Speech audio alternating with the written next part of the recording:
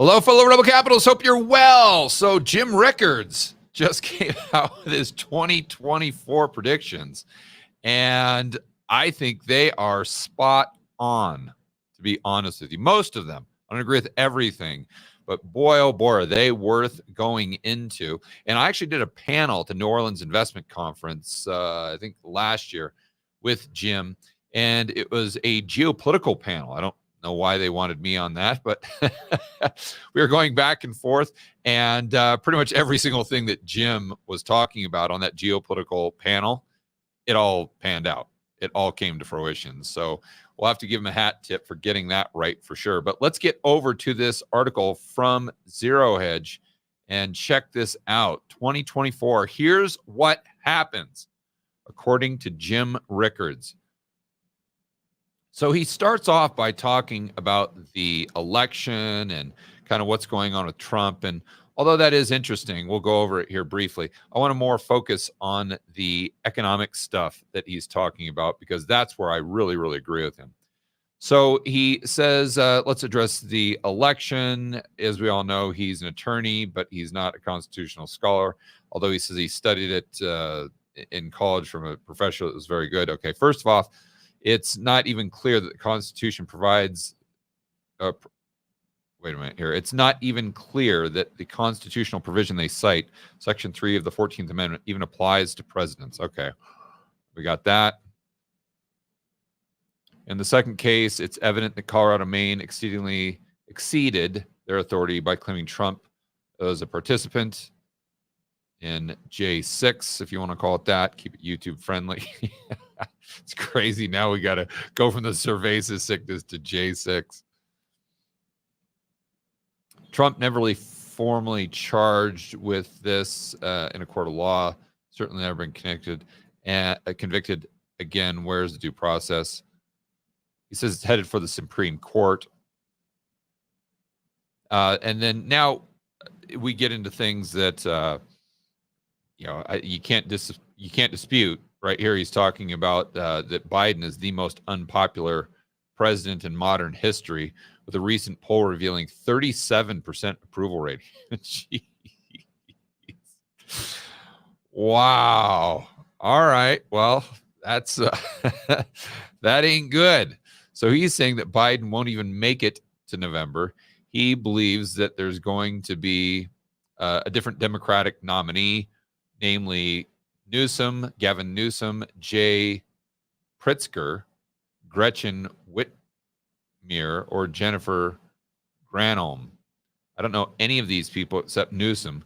So if I had to go with one, if I had to put my money, it'd probably be Gavin out of all these. Unfortunately, man, that guy he is like the quintessential slimy used car salesman. All he needs is like a plaid jacket, like a plaid sports coat, and he could be selling you like a $1,500 1984 Ford Taurus or whatever. I mean, geez. Anyway, moving down here, he says, forget Kamala Harris. She's too much of a liability. Now we're getting into the economic stuff. As you can see, by I got a lot more of it highlighted. That other stuff is very, very important, as we all know, but it's just, this interests me more. It's just my cup of tea. So he's talking about should be a banner year, and he's being sarcastic.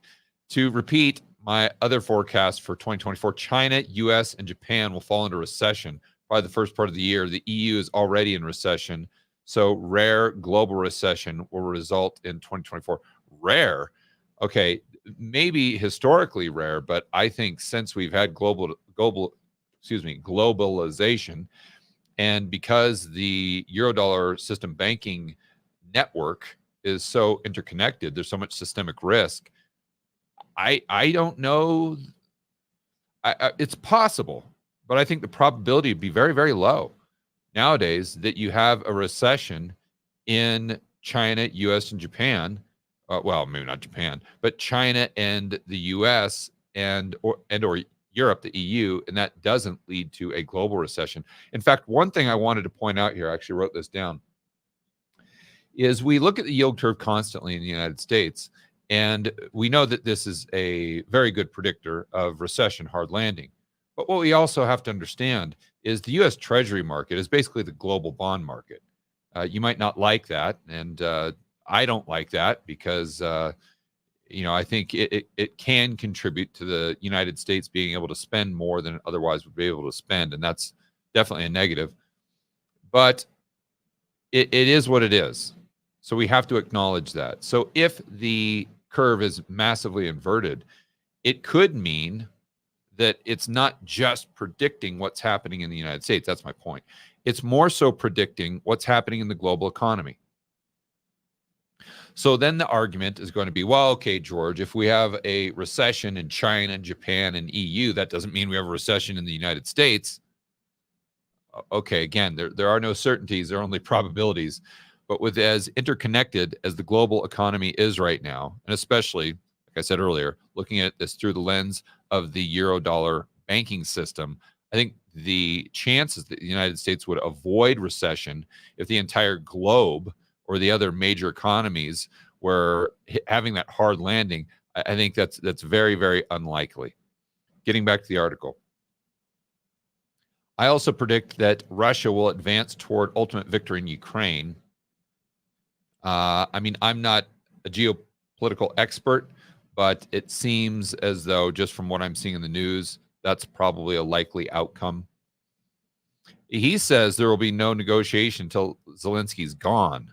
So I have no opinion on that, but I find that interesting. Meanwhile, if escalation scenarios play out in the Middle East, even in part, expect oil prices at 150 a barrel. Now, we see what's happening recently with, I haven't covered it on this channel, but I've been paying attention to it, with the what's going on in the Red Sea, and then this leader, this military leader, this I believe is a Hamas military leader. Let me go over to the Wall Street Journal to make sure here. Actually, I think they've got that on the CNBC homepage.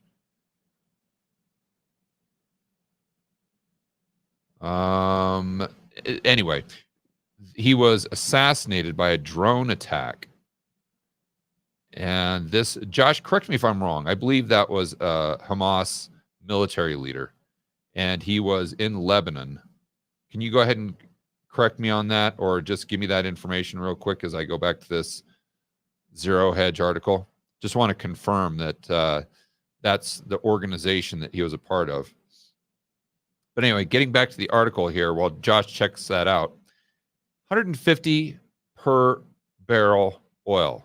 This is something I think we really need to think through, because intuitively, you'd come to the conclusion that this must lead to consumer price inflation, or at least be a huge tailwind.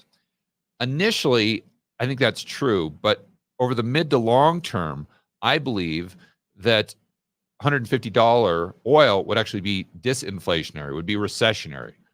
Why is that? Because obviously oil is an input to every single thing that we use. Because if you don't have M2 money supply increasing at the same rate, this is actually where I become a monetarist. This is where my views become very Milton Friedman-like. Not to put myself in that same category, but this is where I look at it definitely through the Chicago school, if you want to put it in those terms. If the money supply is not increasing, even if you have $150 oil, and that's an input to every single thing that we use, there's certain things that you have to have that have very inelastic demand, such as putting gas in your car to go to work. So if we have, let's say, oil shooting up, then likely we're going to have gas prices shooting up as well. Okay, well, that you don't have a choice. You got to make that payment to the gas station. Now, you could try to reduce it, but again, demand very inelastic. Your heating costs for the winter, another good example. So what happens if you're having to spend more money over here is you have to not spend money over here. I call it you're just robbing Peter to pay Paul. So it is true that some prices of the stuff that you have to have continues to go up because of the higher input cost to oil. But over here, the stuff that you don't need, now all of a sudden you're not buying those retail items. So I don't know that you can have broad-based consumer price inflation with higher and higher energy costs. I think at some point it becomes recessionary because people are having to allocate so much of their income to these few things that they have to have, that's sucking income or revenue away from all these other businesses that start to go bust, lay off workers, and then you have unemployment go up, and you guys know the drill.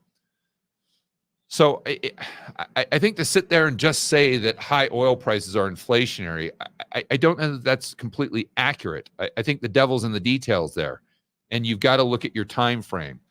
For me, 3-4 months, okay, I get it. But over 6 months, I think it's disinflationary and likely recessionary. Now he points out that the U.S. and Western Europe in a recession worse than 2008. And his justification, I guess, would be this oil shock. And so this would imply that Jim Rickards sees it in a similar way, meaning the impact that higher oil prices would have on inflation, disinflation, or maybe even deflation. Meanwhile, if escalation scenarios play out in the Middle East, even in part getting to the next one here. In 1974, he points out that the Dow fell by 45%. And I want to point out, guys, those are in nominal terms. 45%. If you adjusted for inflation, we're looking down 55, 60%, maybe even more. That would equate to a crash of over 15,000 on the Dow today.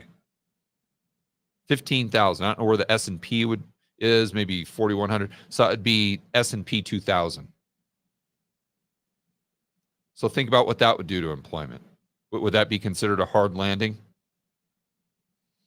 And the correlation that he's using there is 2024 oil shock, if you want to call it that, and 1974 oil shock as well.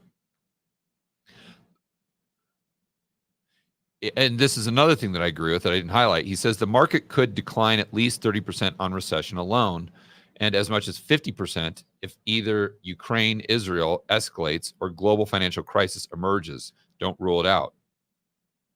I think he's spot on.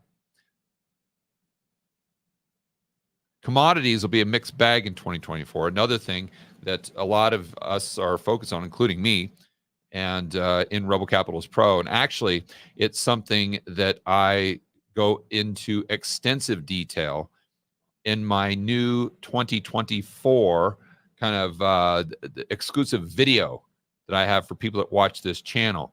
And Josh will put it up right in the chat if you want to get a link to it. You can. It's what is it? George Gammon. Josh, what is it called? Yeah, I have it up right here. My financial game plan. Why do I keep forgetting that? My financial game plan for 2024. You can get the George Gammon plan for his own portfolio, which definitely talks about commodities and everything that Jim Rickards is saying at the link that Josh just put up there. But getting back to this here. So basic commodities, and now this is Jim talking, such as copper, iron, ore, coal, one of my favorites, non-precious metals, and agricultural produce will generally decline as recession unfolds. Gold and silver should perform well. Okay, so here's where I'm going to disagree with him. I do agree that commodities will likely go down if you have a hard landing, although momentarily. That's your opportunity because I think we're in a long-term super cycle. But gold and silver will as well. I think Jim always likes to be very bullish on gold, which is his prerogative. But if you look at past hard landings, gold goes down. Now, it doesn't go down very long. It's kind of a V shape, if you will. But it usually goes down. So keep that in mind. Energy volatile, couldn't agree more. A bigger and more acute stage 2 of banking crisis is coming. And this is bold. How many times have we been talking about this on the Rebel Capitalist channel or the George Gammon channel with whiteboards? I mean, nonstop. I always say that this is likely not over here. And he says we've had a quiet period since June. Now, let's go to the BTFP. I think this is a perfect opportunity to dive into some details before we conclude with the rest of what Jim is saying. And I know you guys are going to make fun of me here because I've got so many tabs, but I've got it up here.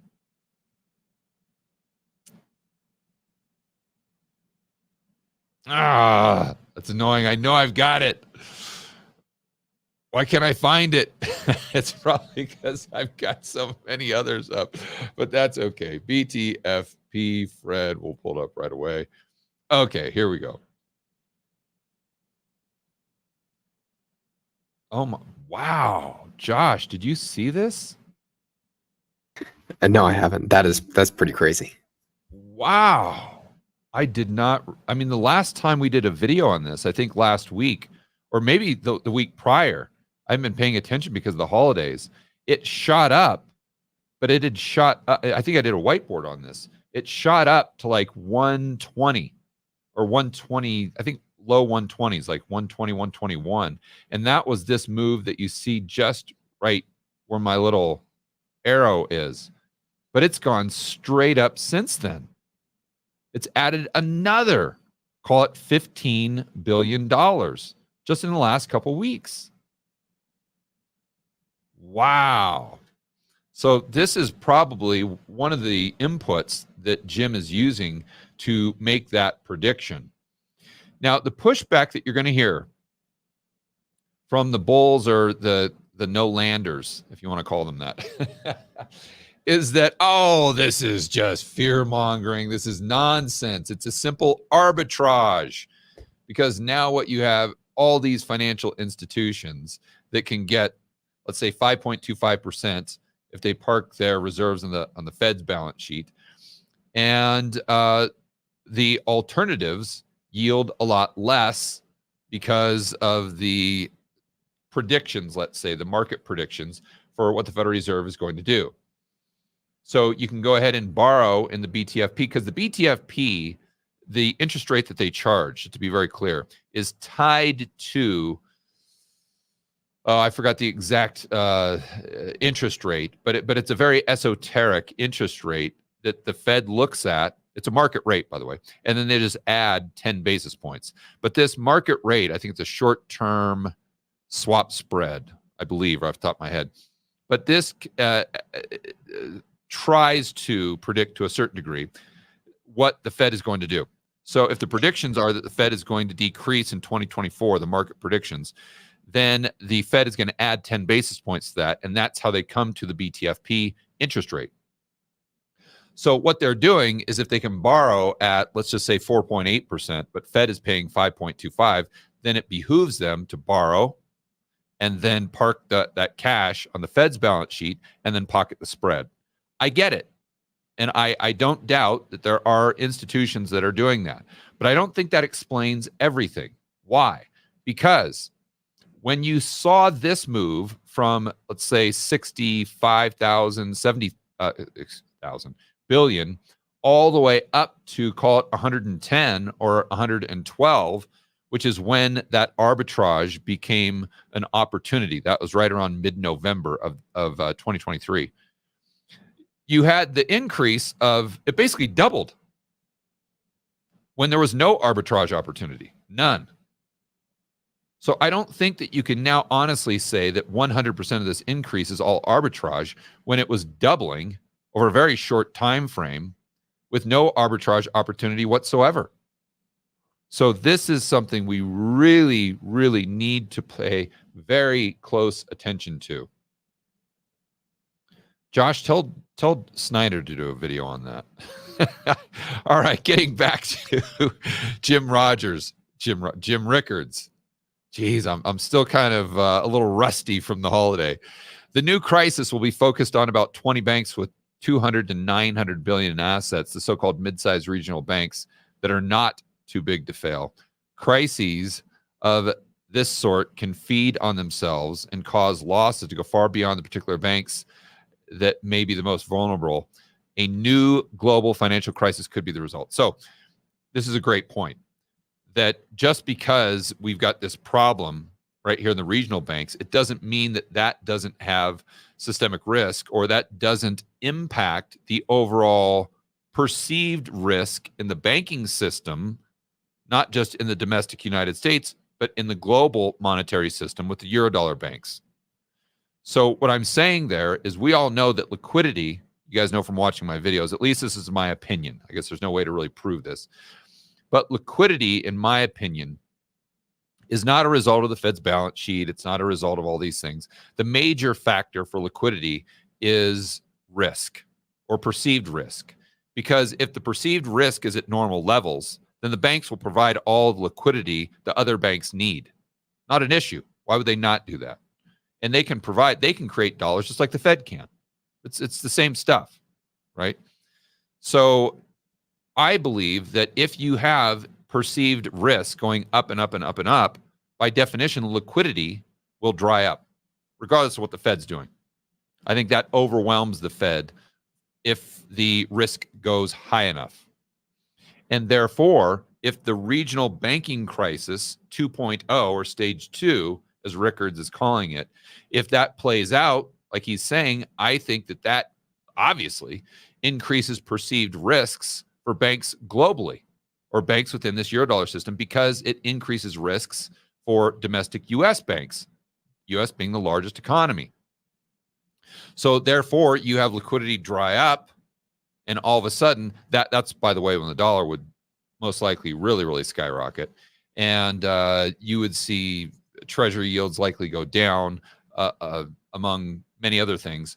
But my point there is I think Rickards is spot on. And I don't know that this article goes into the nuance of what he was saying or that he's implying. And that's that just because we have a localized regional crisis doesn't mean that it won't turn into a global financial crisis, because it involves the entire monetary system. Just like the mortgages exposed the fragility in the global monetary system in 2008 and 2009. If the global monetary system would not have been fragile in 2008, 2009, that would not have been a GFC. It would have been a housing market crash. Absolutely. Absolutely. But it would not have been a GFC.